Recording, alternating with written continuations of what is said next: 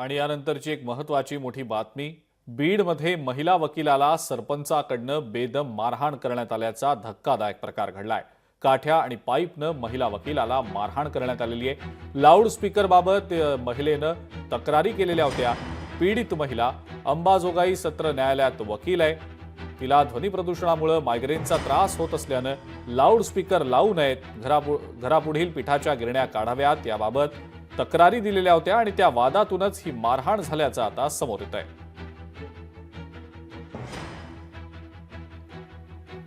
आणि या संदर्भात आमदार जितेंद्र आव्हाड यांनी एक्सवर एक पोस्ट केलेली आहे। आपल्या पोस्टमध्ये ते काय म्हणतायत आपण पाहूया। अंबाजोगाई सत्र न्यायालयात वकिली करणाऱ्या महिलेला सरपंच आणि त्याच्या कार्यकर्त्यांकडून जबर मारहाण। महिलेला मायग्रेनचा त्रास होत असल्यानं लाऊडस्पीकर लावू नयेत, घरापुढील गिरण्या काढाव्यात याबाबत तक्रारी दिल्या। महिला बेशुद्ध पडल्यानंतर दवाखान्यातून एका रात्रीत उपचार करून घरी पाठवलंय। सरपंच आणि 10 पुरुषांनी एका वकील महिलेला मारहाण करणं कितपत योग्य? गावात सरपंचाचा कारभार कसा असेल? कोणत्या पक्षाचा हा सरपंच आहे?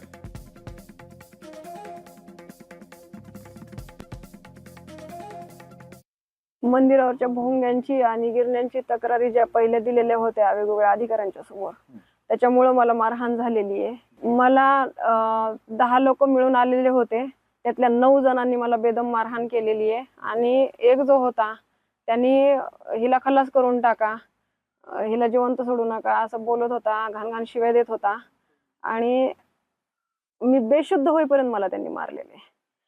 त्याच्यामुळं आणि हा सरपंच हे पद काही साधन नसतं, सगळ्यांना घेऊन चालायला पाहिजे गावातल्या। तर पहिलं याचं सरपंच पद ह्याचं रद्द करण्यात यावं। ह्या लोकांना अजिबात जामीन मिळून देण्यात येऊ नये। काल रात्री त्याच्याबद्दलची माहिती मला पोस्ट म्हणजे फोटो आलेले आहेत। मी त्याच्या संदर्भामध्ये एसपी आणि कलेक्टरला सूचना दिलेल्या आहेत। हे नक्की कुठं झालंय, त्याला कोण जबाबदार आहे, आणि जर ते तिथंच घडलेलं असेल आणि कोणी जबाबदार त्याच्यामध्ये असेल तर कायदा श्रेष्ठ आहे, कुणालाही पाठीशी घालण्याचं कारण नाही, त्यांच्यावर सक्त कारवाई करा अशा सूचना दिलेल्या। पालकमंत्री बदलले, उपमुख्यमंत्रीच पालकमंत्री झाले तरीही बीडचं सामाजिक स्वास्थ्य का सुधारत नाही? अजूनही तिथल्या लोकांना वचक बसत नाही, याचा अर्थ या सगळ्या बोलायच्या गोष्टी केलेल्या आहेत का? अजूनही बीड मधल्या पोलिसांना त्याचं गांभीर्य येत नाहीये का? बीड मध्ये म्हणजे माझ्यासारखा माणूस तर वैतागून आता बीडला जाणच नको इतक्यापर्यंत स्थिती निर्माण करून ठेवली। ही कोणी स्थिती केली आहे? राज्यकर्त्यांनी त्याची उत्तरं दिली पाहिजे। पालकमंत्र्यांकडून अपेक्षा आहेत आणि पालकमंत्री अत्यंत जाणकार असे उपमुख्यमंत्री आहेत।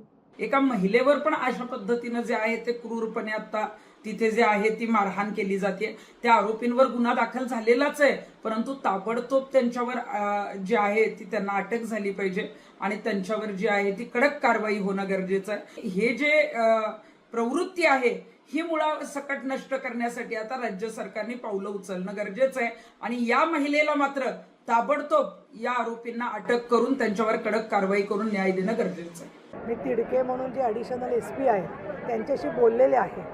असं नगरपालिका किंवा सरपंच जे निवडून आलेले आहेत, जोपर्यंत सिद्ध होत नाही एखादी गोष्ट तोपर्यंत कोर्टामधून ते निर्णय होतात किंवा त्या सगळ्यांची आडनावं अंजन आहेत, ते एकाच कुटुंबाशी संबंधित आहेत। मी स्वतः बोललेली आहे आणि त्याच्यावरती पोलिसांनी ज्यांनी मारहाण केली त्यांना अटक करण्याच्यासाठी सुद्धा पावलं उचललेली आहे। त्याचबरोबर प्रतिबंधात्मक कारवाई करा, जेणेकरून परत अशा पद्धतीने ते कायदा हातात घेऊन कोणालाही त्रास देणार नाही, असाही निर्देश मी त्यांना दिलेला आहे। लोकशाही मराठी ऐका, पहा, जागरूक रहा।